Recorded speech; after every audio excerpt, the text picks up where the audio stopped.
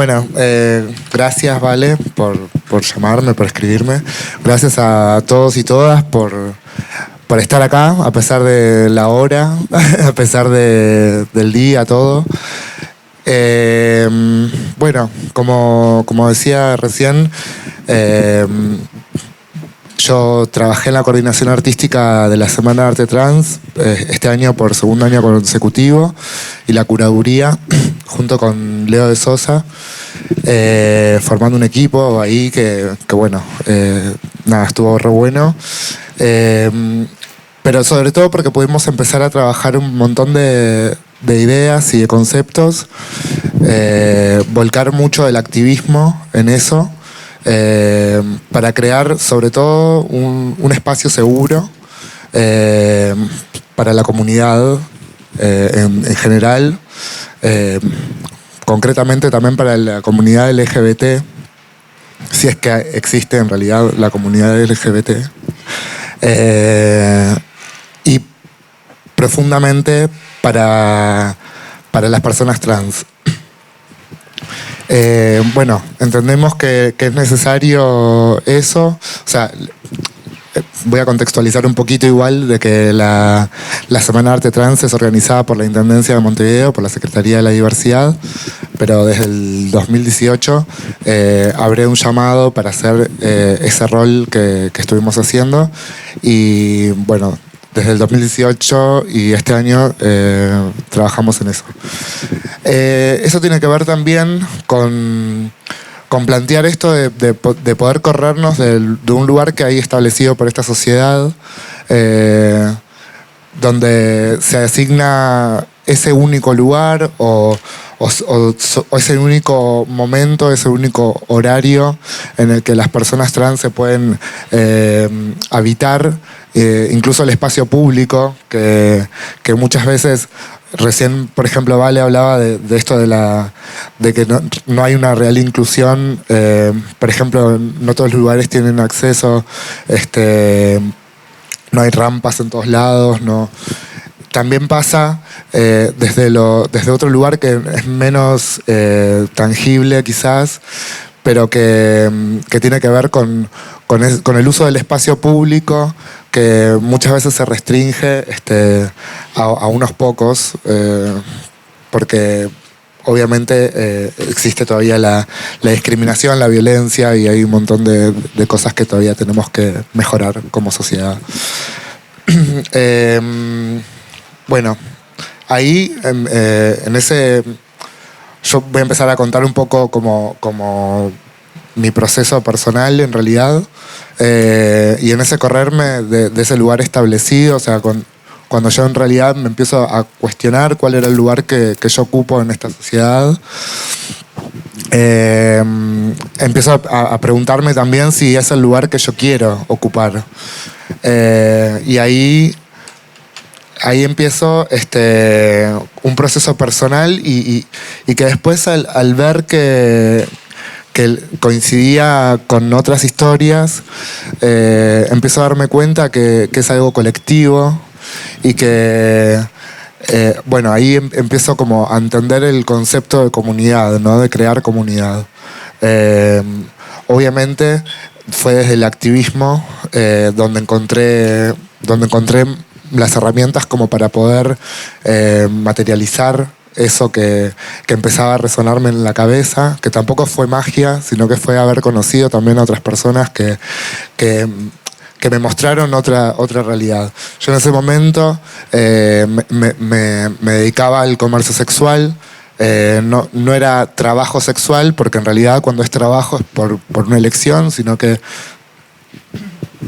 cuando hablamos de una situación en la cual es por falta de alternativas, obviamente hablamos de explotación sexual, y bueno, y en ese momento yo estaba inmersa en eso, más allá de que mi familia me aceptó siempre y todo, pero tampoco tenían los recursos económicos como para poder ayudarme a emprender como la transición y a vivir como todas las personas.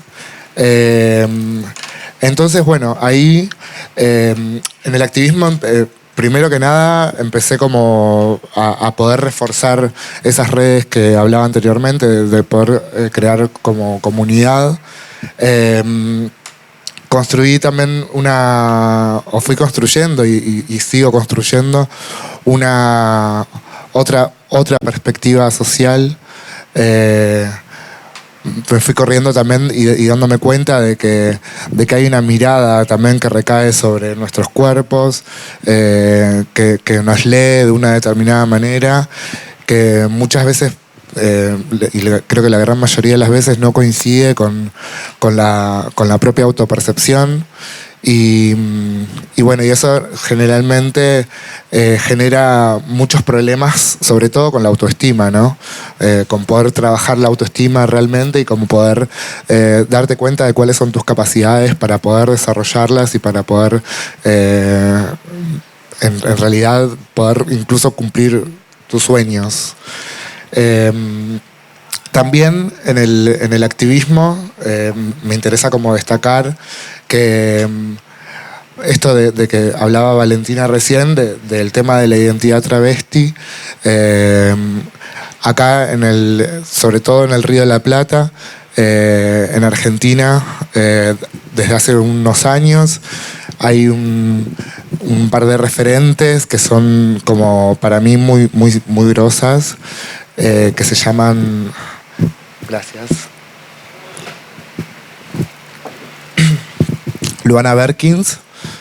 Luana Berkins, que, bueno, ella fue como icónica dentro del activismo travesti.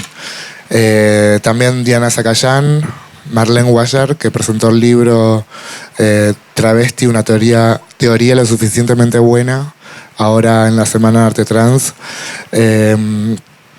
También Susie Shock, que es artista y escribe y es increíble también.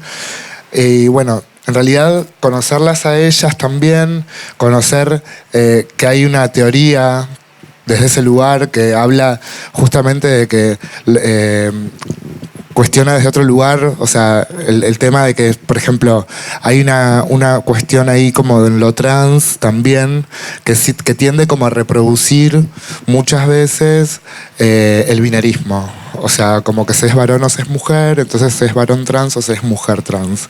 Y el ser travesti justamente lo que hace es quebrar con eso y como que rompe con todo binarismo y propone otras cuestiones que tienen que ver con la clase social, con estar atravesadas con un montón bueno, con lo étnico-racial también, y con la territorialidad. O sea, el ser sudacas también forma parte de nuestra identidad.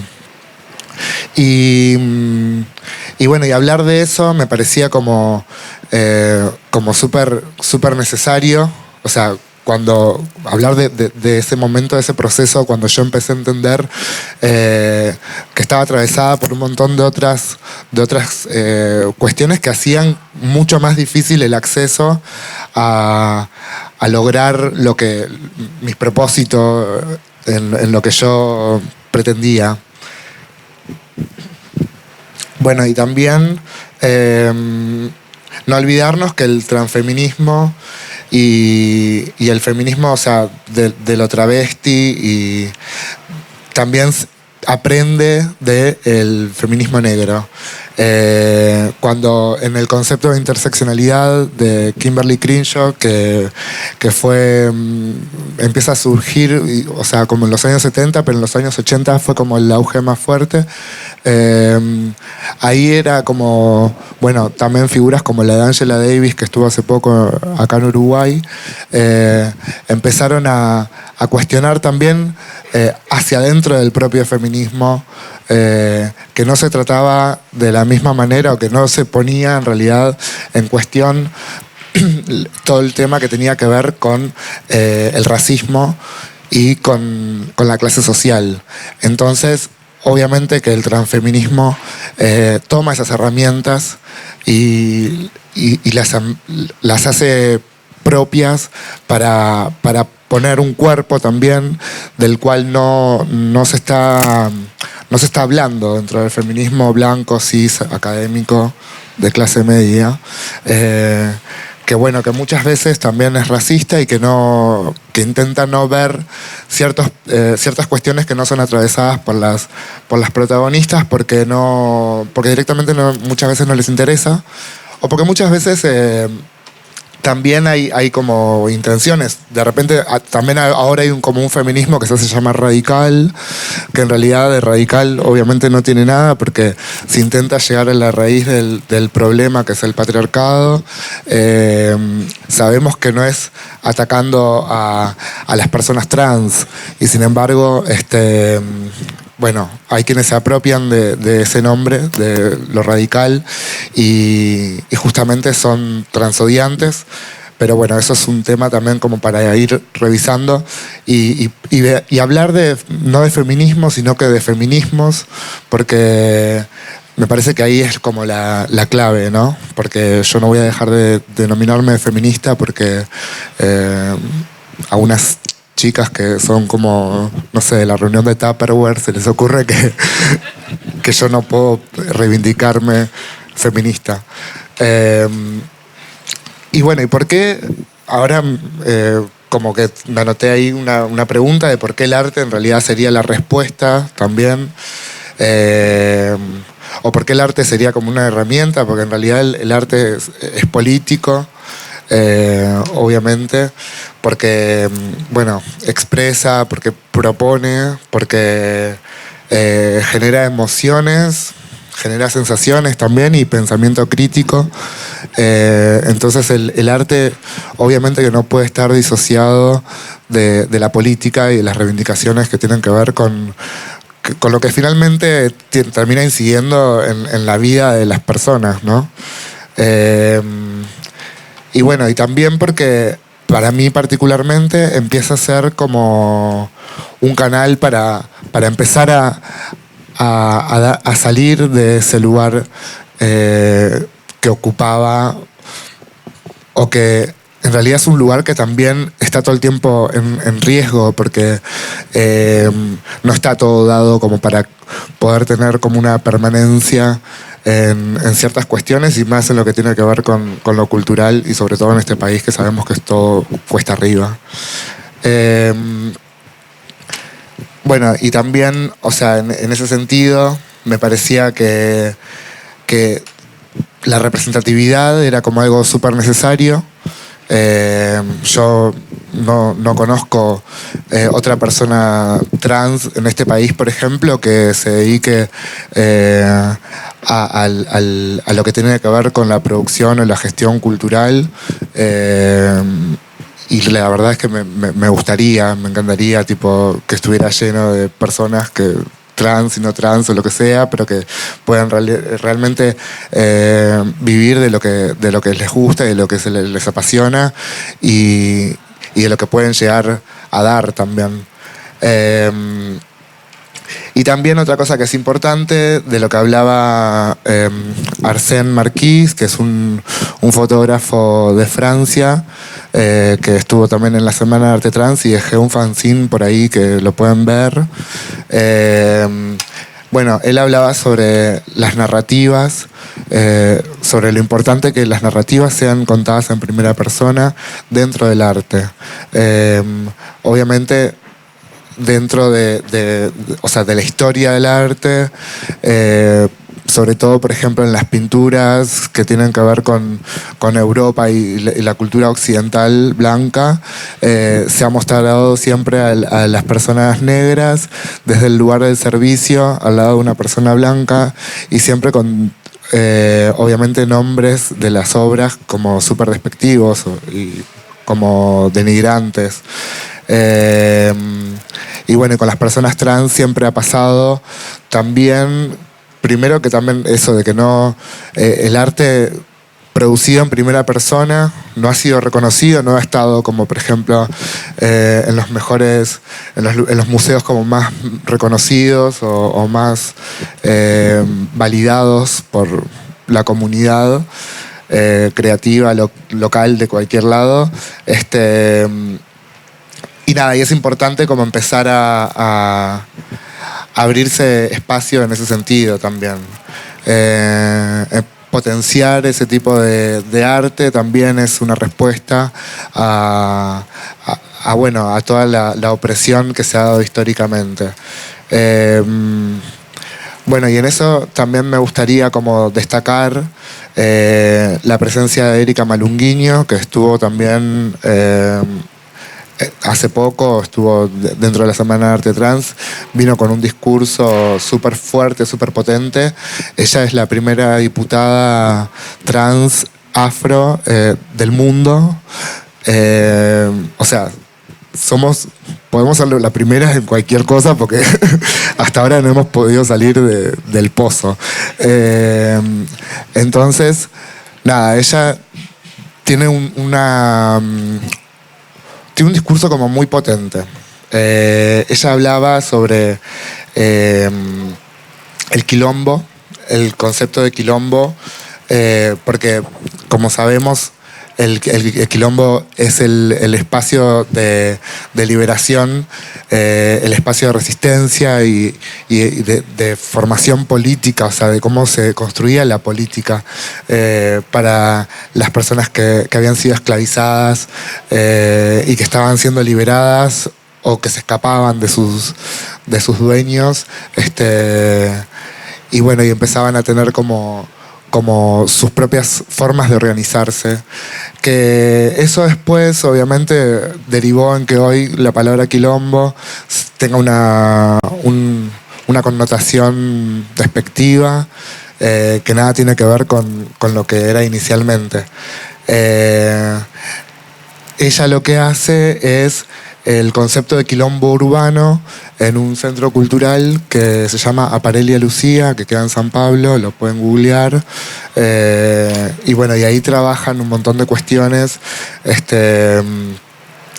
que tienen que ver con, bueno, atravesadas por la salud, por la cultura, por la educación, incluso también por el tiempo libre y estar como reunidos y reunidas en comunidad. Y otra cosa que me quedó de ella, que también es algo que yo o sea, obviamente creo que todos y todas lo tenemos como presente, pero no tanto, porque por lo menos yo no lo había pensado así de esa manera, que cuando hablamos, por ejemplo, obviamente cuando estamos hablando del racismo y hablamos de que estamos hablando de la blanquitud, no es que estamos hablando de las personas blancas o de la persona blanca en particular, sino que estamos hablando del sistema, ¿no? Que termina beneficiando a unas personas sobre otras. Lo mismo pasa con lo cis y lo trans. Y bueno, en realidad es como bastante... A mí en realidad lo que me quedó como más... no lo voy a contar esto. Porque involucra a más gente y no quiero. Pero bueno, había un blanquito ahí que estaba como muy nervioso porque, claro, tenía como un problema, que es lo que dice ella, que tiene como un problema de ego, donde se piensa, por ejemplo, muchas veces de que estás hablando de vos, de la persona, y estás hablando... No estoy hablando de vos. Tipo, y bueno, y otra cosa que también, en realidad, que lo cuenta de una manera muy graciosa, fue justamente eso de que, claro, no tenemos tiempo para estar siendo solamente reactivas, sino que estamos proponiendo, no es que estamos tipo queriendo hacer el racismo inverso, que no existe, sino que justamente es como, bueno, creo que queda mucho más claro con el concepto de feminismo, que no es la cara contraria al machismo, sino que es la respuesta al machismo. Y bueno, y a partir de ahí también hay gente que se rebeló y que quedó como, que ya estuve a punto de dar el nombre, pero no. Eh, bueno, y otra persona que me encanta a mí, que estuvo también dentro de la semana y que estuvo desde el primer día, desde la primera edición, es Susie Shock. Ella hablando de esto de la autoestima, ella me enseñó pila a trabajar la autoestima. Bueno, me parece como que también siempre es importante reconocer el recorrido previo, ¿no? de quienes lograron como asentar de alguna manera las bases para que hoy podamos continuar esta lucha. Y bueno, y eso sí sabrá ella un montón sobre eso. Pero también sin descuidar a quienes protagonizan las luchas en el presente. El tema del autocuidado es como fundamental para no llegar a dañarnos ni dañar a otros, me parece. Bueno, y dentro de la campaña por la aprobación de la ley, ella fue también como súper, bueno, la vino a militar desde su arte. Y también, bueno, la ley dentro de los artículos, o sea, como es integral, obviamente, contempla el derecho a la educación, a la salud, a la vivienda, también hay una reparación histórica para las que sufrieron persecución y violencia en la dictadura y en la democracia. Y también hay un artículo que es el artículo 18 que se basa en el principio 26 de los principios de Yogyakarta, que también está ahí como material de consulta, que es el acceso a la cultura. Que, bueno, eso fue clave también para la Semana de Arte Trans, porque es como, bueno, entender la cultura como un derecho también hace que no solamente se vea a las personas que están vulneradas como una cosa meramente asistencialista, sino que también es necesario potenciar esa parte, ¿no? Como de empezar a, bueno, decir, también tenés el derecho a poder acceder a esto, que no es un privilegio de unos pocos, es un derecho. Y, bueno, Luana Berkins estuvo muy, muy vinculada con los principios de Yogyakarta. Ella era la responsable de la Oficina de Identidad de Género y Orientación Sexual del Observatorio de Género en la Justicia en la Ciudad de Buenos Aires. Y bueno, y en realidad hoy creo que el desafío principal tiene que ver con las nuevas generaciones. Trabajar para que, bueno, para no seguir como repitiendo todo lo mismo, ¿no? Lo que ya venimos como de alguna manera u otra intentando deconstruir de un tiempo a esta parte. Y también hay material ahí de consulta, está Mariposas Libres, que es el libro de la mamá de Luana, que es una nena trans. También está Teen Trans, que es el primer manga con temática trans para adolescentes. Y también está dentro de la colección de las antiprincesas, hay uno que está dibujada Susie Shock y habla un poco sobre ella. Y bueno, también en ese sentido era como dentro de la Semana de Arte Trans hicimos una convocatoria y quedaron, o sea, seleccionamos a 2 varones trans de 14 y 16 años, porque también era, primero obviamente porque tenía una calidad, su trabajo que está digna de ser mostrada, de ser expuesta.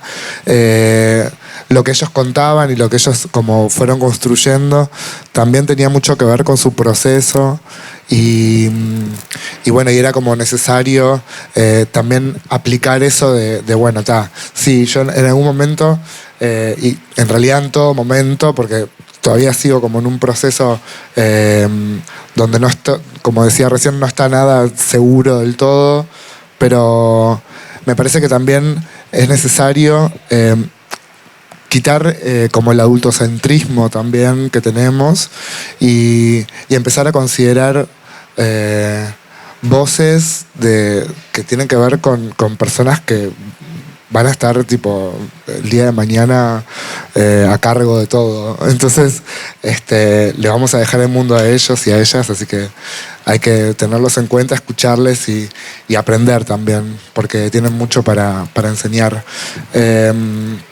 Y bueno, nada, finalmente me parece que tener voz hablando del tema de la voz, en cuestiones políticas, utilizando el arte como herramienta, para mí es la forma como más efectiva de lograr cambios profundos, como en las diferentes maneras de percibir y de percibirnos también, o sea, como de mirar hacia afuera y hacia adentro. Y nada, con eso cierro. Gracias.